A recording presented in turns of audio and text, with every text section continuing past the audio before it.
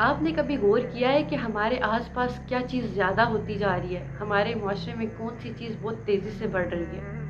ہمارے معاشرے میں جھوٹ بہت تیزی سے بڑھ رہا ہے۔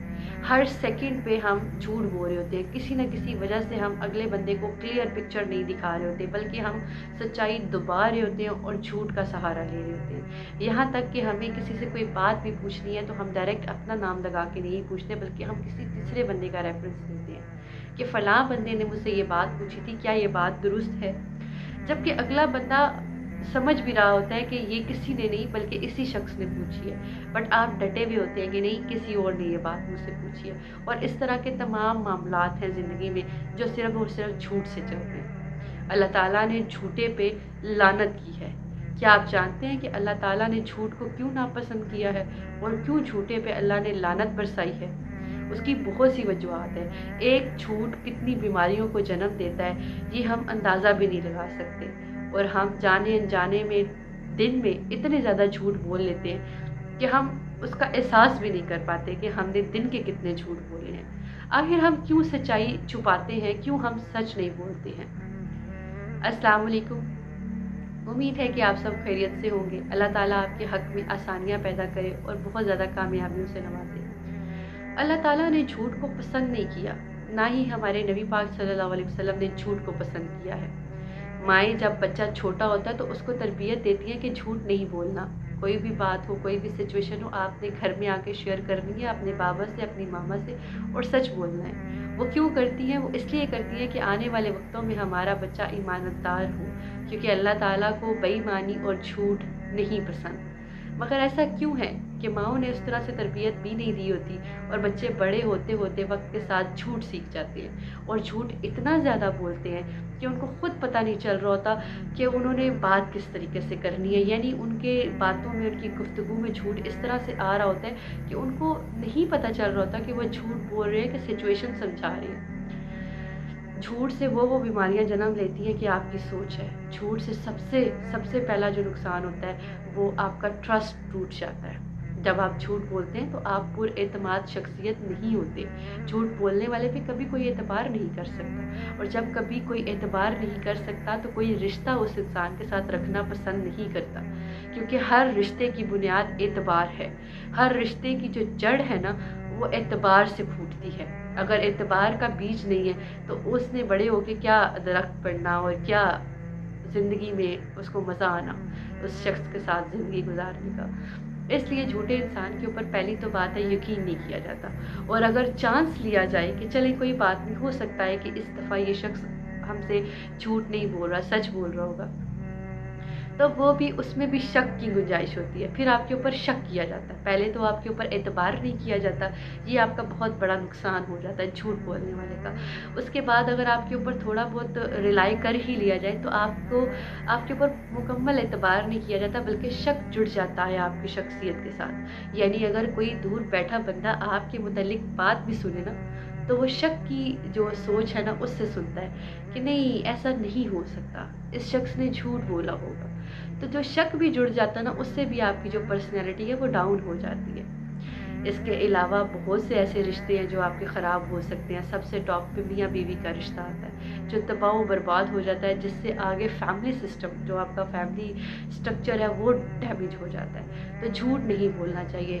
آج ہمارے معاشرے میں محسوس کرتی ہوں کہ ایک ریڑھی والے سے لے کے گھر تک جھوٹ ہے۔ بازار میں چلے جائیں، دکان پہ جھوٹ ہے۔ کسی مارکیٹ میں کچھ ویسے کوئی بھی سامان، گھر کا کوئی سامان خریدنے چلے جائیں، اس پہ قسمیں اٹھائی جاتی ہیں، یقین دلایا جاتا ہے، گندے سامان کو اچھا کہہ کے بیچا جاتا ہے۔ ٹھیک ہے، ریڑھی میں آپ کو جھوٹ ملے گا، اچھا فروٹ ہے تو وہ قسمیں کھا کے اور اچھا کہہ کے بیچ دیا جاتا ہے۔ بہت سی ایسی چیزیں، ایون جب آپ کسی کا رشتہ دیکھنے جا رہے ہوتے ہیں تو وہ کوالٹیز لڑکے میں یا لڑکی میں ہوتی ہی نہیں ہے، اور جھوٹ بول کے آپ کو رشتہ دلوایا جاتا ہے۔ کوئی بھی ایسے معاملات ہیں جہاں پہ آپ نے بات کو چھپانا ہے تو آپ یہ نہیں کہیں گے کہ یہ میں ابھی بات بتا نہیں سکتا، میری مجبوری ہے، بلکہ آپ جھوٹ بول دیں گے، اور جھوٹ بول کے آپ بات کور کر دیں گے۔ آخر ہماری زندگی میں جھوٹ اتنا زیادہ کیوں ہے؟ کیوں آپ کلیئر کسی سے نہیں بات کر سکتے؟ ڈرنا صرف آپ کو اللہ کی ذات سے چاہیے۔ آپ نے کیوں چھوٹے چھوٹے خدا بنا لیے؟ کیوں آپ فرعونوں سے ڈرنا شروع ہو گئے؟ क्यों आपने जो है अपनी ज़िंदगी को इतना लिमिटेड कर लिया है कि नहीं, मैंने अगर कुछ भी सच बोल दिया तो मेरी लाइफ जो है वो तबाह हो जाएगी, मेरी रिस्पेक्ट तबाह हो जाएगी। आपको अल्लाह की ज़ात के अलावा किसी इंसान का डर नहीं होना चाहिए। आपको ये बात पता होनी चाहिए कि अगर आप अल्लाह की ज़ात के अलावा किसी इंसान का डर अपने दिल में पालते हैं तो वो आप शिर्क करते हैं, और आपको शिर्क नहीं करना चाहिए। अल्लाह ताला ने इसीलिए तो कहा है कि शिर्क माफ़ नहीं किया जाएगा, क्योंकि शिर्क की वजह से भी बहुत सी बुराइयां जन्म लेती हैं।